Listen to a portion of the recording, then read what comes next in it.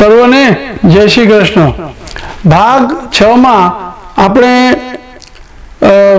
શ્રી રામ અને કૃષ્ણના જન્મના દર્શન કર્યો અને આનંદ લીધો। હવે આજે આ ભાગ 7 માં કૃષ્ણની બાળ લીલાઓના દર્શન કરીએ। દેવતાઓએ આકાશવાણી કરીને કંસને કહ્યું હતું કે દેવકીનો 8મો પુત્ર તને મારશે।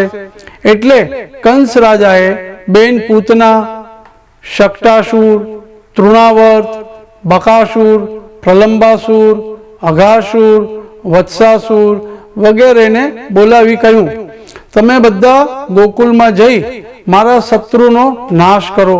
અને કંસની આજ્ઞાથી આ બધા અસુરો ગુપ્ત રીતે કૃષ્ણને મારવા જાય છે, પણ એમાં એ બધા જ કૃષ્ણના હાથે મોતને ભેટે છે।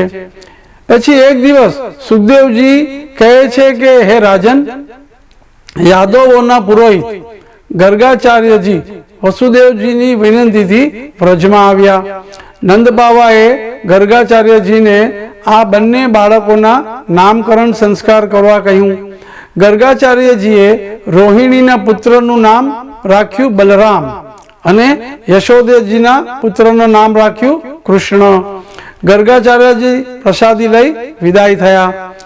એકવાર બધી ગોપીઓ ભેગી થઈને મા યશોદા પાસે કૃષ્ણની ફરિયાદ કરવા આવે છે। ફરિયાદમાં ગોપીઓ કહે છે, યશોદા, તમારો કનૈયો અમારા ઘરે આવી અને માખણની ચોરી કરીને ખાઈ જાય છે। મા યશોદા કનૈયાને બૂમ પાડી બોલાવે છે। જેવો કનૈયો આવે છે એટલે મા કૃષ્ણનો કાન પકડીને ખીજાય છે।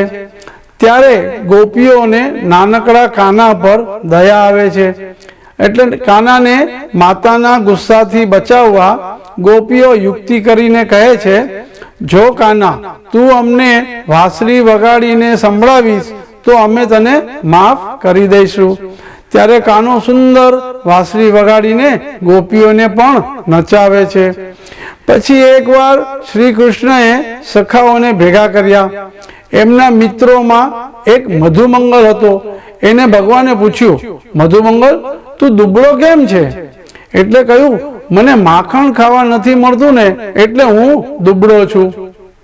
ઠાકોરજીએ કહ્યું, આપણે બધા એક કામ કરીએ, એક મંડળની સ્થાપના કરીએ અને મંડળનું નામ રાખ્યું શિશુર ચોર મંડળી, અને મંડળના પ્રમુખ કૃષ્ણ પોતે જ બને છે। મંડળનું કામ દૂધ, દહીં, માખણની ચોરી કરવી।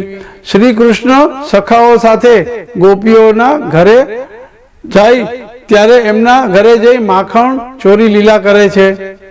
જ્યારે ગોપીઓ ન હોય ત્યારે જ જાય। યશોદા ગોપીઓની ફરિયાદથી થાકીને અંતે કૃષ્ણ ભગવાનને ખાણિયા સાથે બાંધી દે છે। આમ કૃષ્ણની બાળ લીલાઓમાં એક લીલા સખાઓ સાથે ગાયો ચરાવવા જાય છે। ત્યાં ભોજનની પણ લીલાનું વર્ણન ગ્રંથમાં છે। પછી ભાગવતમાં કાલીનાગની પણ કથાને વર્ણવી છે। કાલીનાગ યમુનાજીમાં રહેતો હતો, એનો પણ ઉદ્ધાર કરી તેને યમુના છોડીને સમુદ્રમાં આવેલા રમણ દ્વીપમાં મોકલી દે છે। એકવાર ગાયો વાંસના જંગલમાં ફસાઈ ગઈ। વાંસના જંગલમાં આગ લાગી ત્યારે ગોવાળિયા પણ ફસાયા અને બૂમાબૂમ થઈ ગઈ। ત્યારે ભગવાને દાવાગ્નિનું પાન કરી ગાયો અને ગોવાળિયાઓને બચાવી લે છે। ભાગવતમાં આવી બધી લીલાઓનું સુંદર વર્ણન બાળ લીલાનું છે। હવે આપણે ગોવર્ધન લીલાના દર્શન કરીએ। આચાર્ય શ્રી મહાપ્રભુજીને આ ગોવર્ધનની લીલા ખૂબ પ્રિય હતી। એક દિવસ નંદ બાવાના આંગણામાં ગ્રામજનોની સભા ભરાઈ। શ્રી કૃષ્ણએ નંદ બાવાને પૂછ્યું, બાવા, આ સભા કેમ બોલાવી છે? નંદરાયે કહ્યું, બેટા, આપણે દર વર્ષે ઇન્દ્રની પૂજા કરીએ છીએ, ઇન્દ્રનો યજ્ઞ કરીએ છીએ। આ વર્ષે પણ ઇન્દ્રનો યજ્ઞ કરવાનો છે, એની તૈયારી માટે આ સભા બોલાવી છે। ભગવાને જોયું આ બધા વ્રજવાસીઓ ઇન્દ્રની પૂજા કરે છે, એનાથી ઇન્દ્ર અભિમાની બન્યો છે। ઇન્દ્ર પોતાની જાતને ભગવાન માને છે। શ્રી કૃષ્ણ સમજાવે છે ગ્રામવાસીઓને, અને બાબા આપણે વનમાં રહીએ છીએ, વૃંદાવનનો દેવ ગિરિરાજ પર્વત છે અને પર્વતનો દેવ વિષ્ણુ છે, આ નારાયણ છે. પૂજા કરવી હોય તો વિષ્ણુની કરો, ઇન્દ્રની નહીં. આમ કૃષ્ણ બધાને સમજાવે છે. શ્રી કૃષ્ણની વાત સૌને ગળે ઉતરી ગઈ અને કાર્તક સુદ એકમના દિવસે, બેસતા વર્ષના દિવસે ગોવર્ધન પૂજન કરવાનું નક્કી થયું.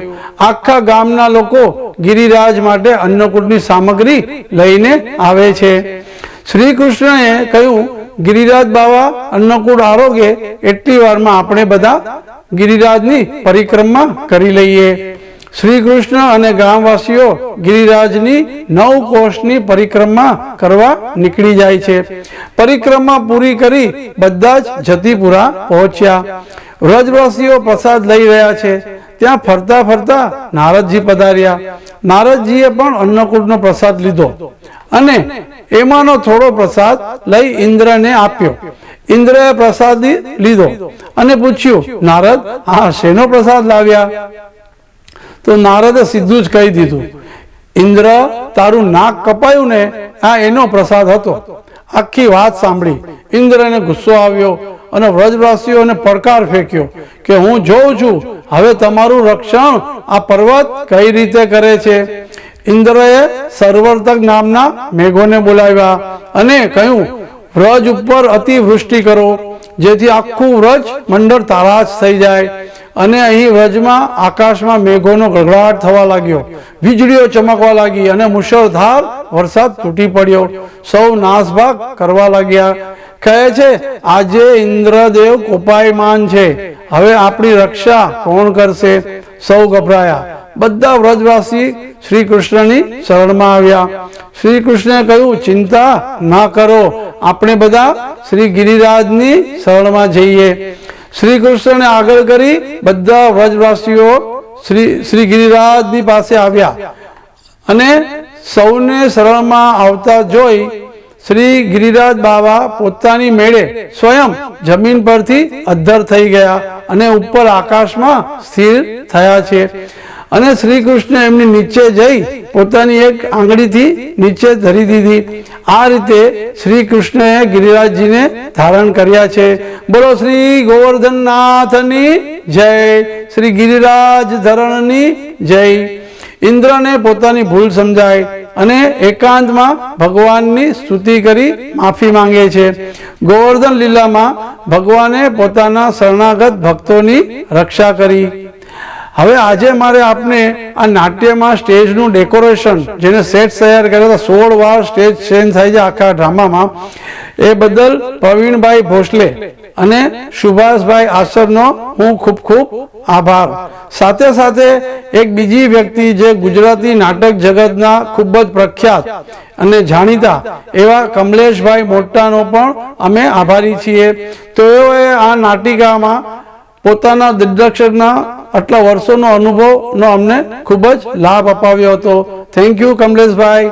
સર્વને મારા જય શ્રી કૃષ્ણ.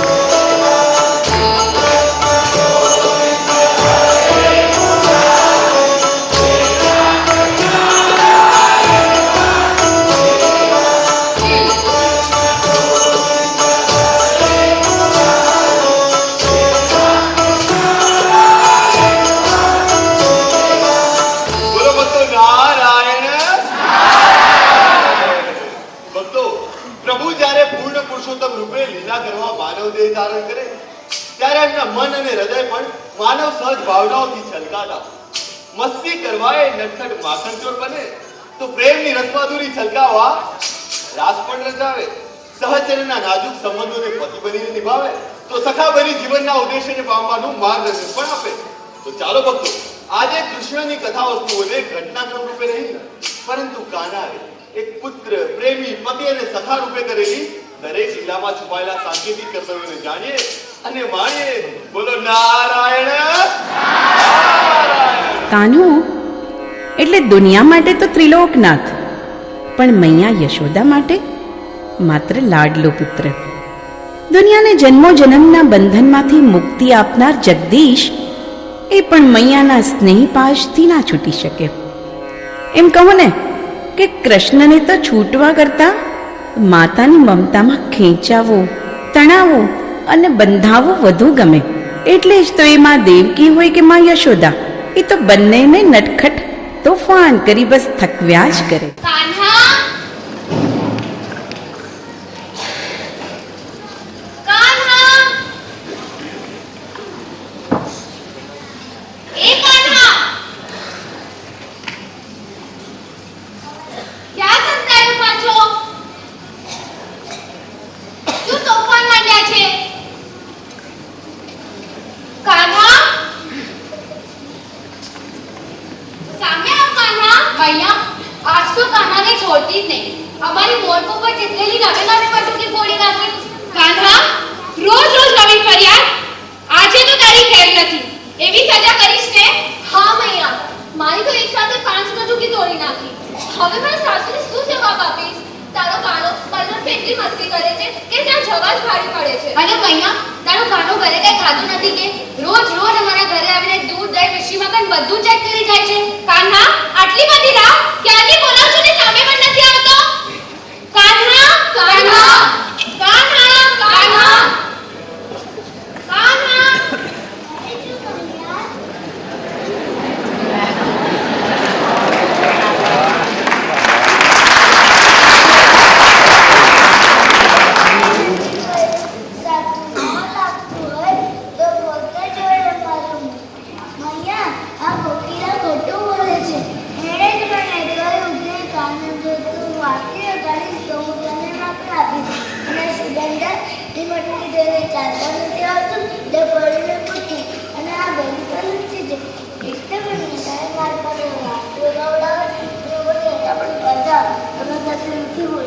ના કાન્હા, એમ ના કર કાન્હા.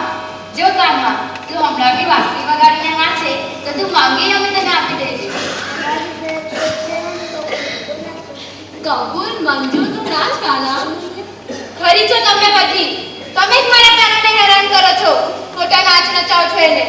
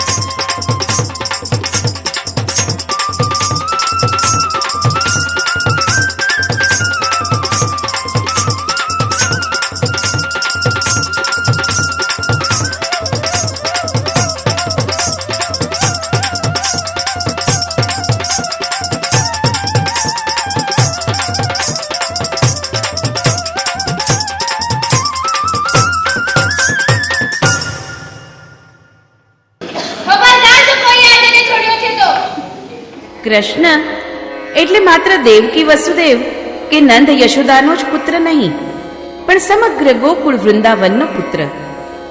પુત્ર એટલે માત્ર માત પિતાનું અવિભાજ્ય અંશ નહીં, પણ એના દરેક સગા સંબંધી અને સ્નેહીજનોના ભાવિ સમયનું સુરક્ષા કવચ પણ. તેથી જ કૃષ્ણએ ગોકુળ અને વ્રજને એક નવી રાહ પણ દેખાડી.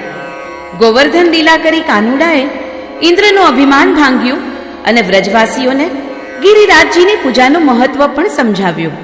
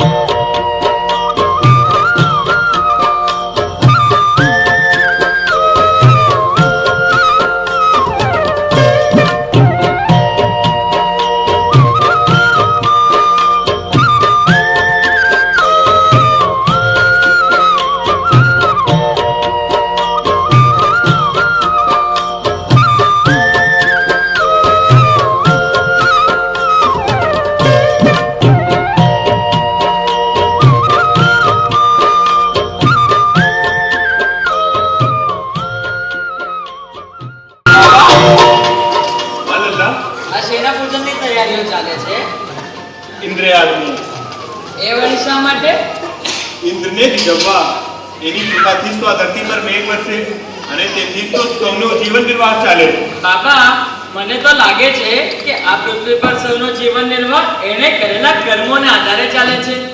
જેમ કે આપણે સૌ ગોપાલક, આપણો જીવન નિર્વાહ તો જ ચાલે જો આપણી ગાયો ખૂબ દૂધ દે, જેને માટે જરૂર છે પુષ્કળ લીલું લીલું ઘાસ, જે આપણને ગોવર્ધન પર્વત આપે છે. એટલે જો આપણે કોઈને રીઝવવા જ હોય તો આ ગિરિરાજજીને પૂજા કરવી જોઈએ, ઇન્દ્રની નહીં. આપણા ઈષ્ટદેવ તો ગિરિરાજજી જ કહેવાય. અરે, આ તો મારું માનવું છે, બાકી તમારી મરજી. આ કાનાની વાત તો સાચી છે. હા, સાવ સાચી છે. જો તમને બધાને મારી વાત સાચી લાગતી જ હોય તો ચાલો ગિરિરાજજીની કરીએ પૂજા રૂપી પરિક્રમા. ચાલો.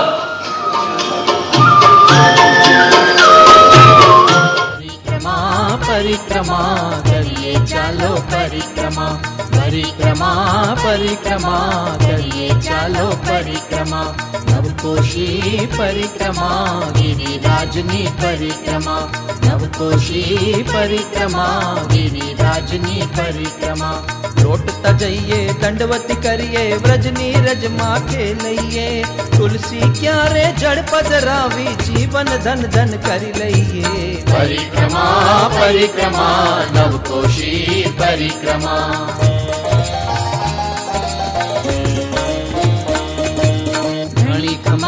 घणी खमा ठाकुरजी ने घणी खमा अपरंपार छे कृपा तमारी पूर्ण थई आज परिक्रमा परिक्रमा परिक्रमा नवकोशी परिक्रमा परिक्रमा परिक्रमा गिरिराजनी परिक्रमा नवकोशी परिक्रमा गिरिराजनी परिक्रमा. મારું ઘોર અપમાન! આજે આ ધરતીવાસીઓને બતાવીને જ રહીશ કે હું જ એમનો ઈષ્ટદેવ છું.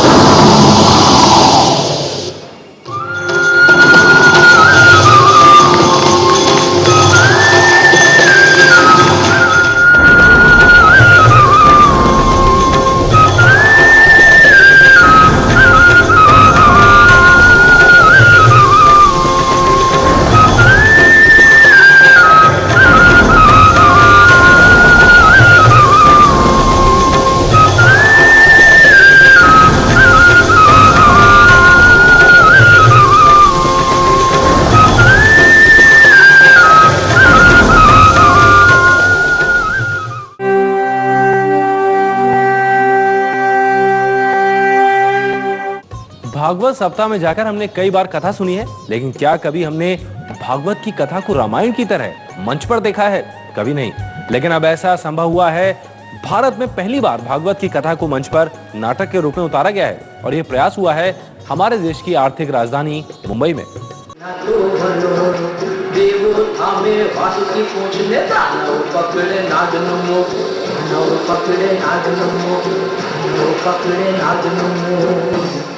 अमृत पाने के लिए आतुर हैं सुर और असुर।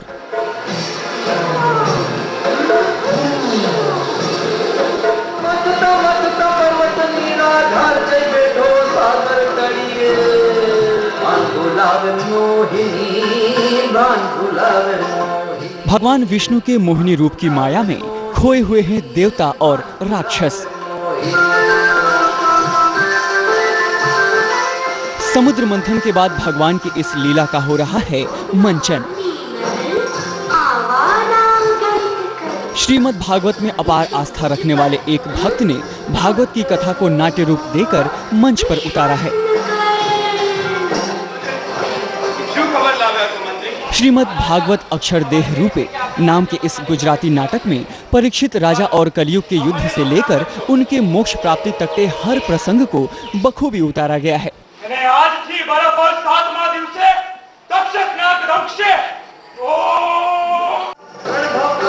भागवत में भगवान विष्णु के जिन 24 अवतारों का वर्णन है, उन सभी अवतारों को मंच पर दिखाकर कलाकारों ने एक मुश्किल काम को भी आसान बना दिया है। भगवान 24 अवतारों की स्टोरी है। ये स्टोरी में हमारे लिए बहुत सारा ज्ञान है, तो ये कैसे सबको दिया जाए। 7 दिन का आज किसी के पास समय है नहीं, तो मैंने सोचा कि ये 3 घंटे में अगर हो सकता है और विजुअलाइजेशन से हो सकता है तो 6-8 महीने उसकी काफ़ी कुछ करके रिसर्च करके ये हमारा संभव हो गया।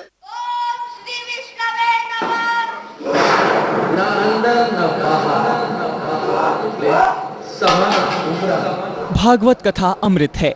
भागवत कथा संसार का सार है। भागवत स्वयं भगवान कृष्ण का अक्षर स्वरूप है। भागवत की कथा सुनना और सुनाना पुण्य का काम है। लेकिन इस नाटक के जरिए अब भागवत को देखा भी जा सकता है।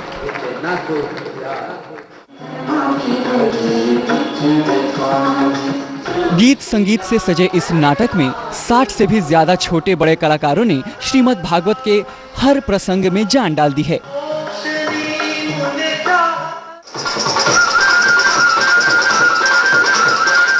नाटक का सबसे बड़ा आकर्षण है श्री कृष्ण की बाल लीला और रास लीला, जिसे देखकर दर्शक भी झूम उठते हैं।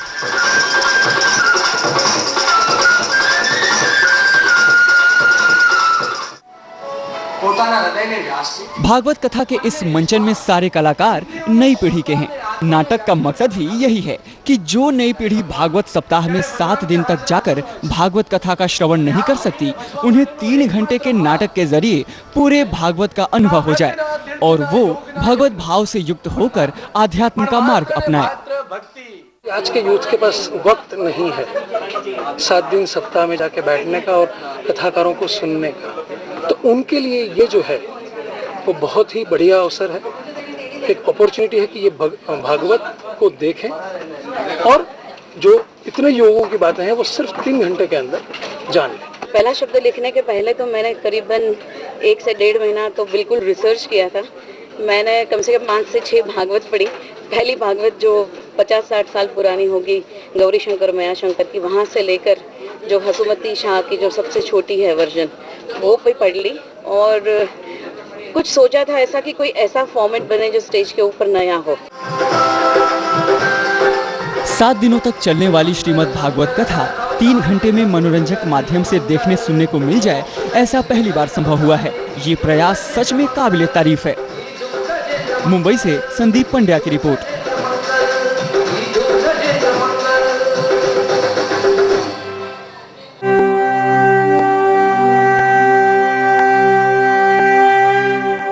साइटिका की समस्या में कौन से घरेलू नुस्खे हो सकते हैं कारगर, आगे देखेंगे आज का आरोग्य मंत्र आयुर्वेदाचार्य रवि कोठारी के साथ।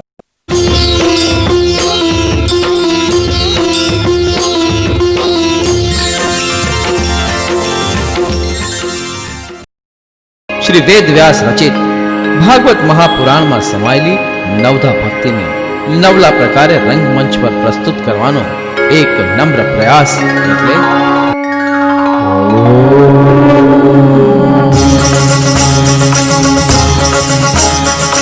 श्रीमद् भागवत अक्षर देह रूपे, श्रीमद् भागवत अक्षर देह रूपे। परिकल्पना અને નિર્માણ हरि ठक्कर, नीता रेशमिया, छाया कोठारी। લેખક અને ગીતકાર नीता रेशमिया। સંગીત जयेश आशर। નૃત્ય हितेन गाला।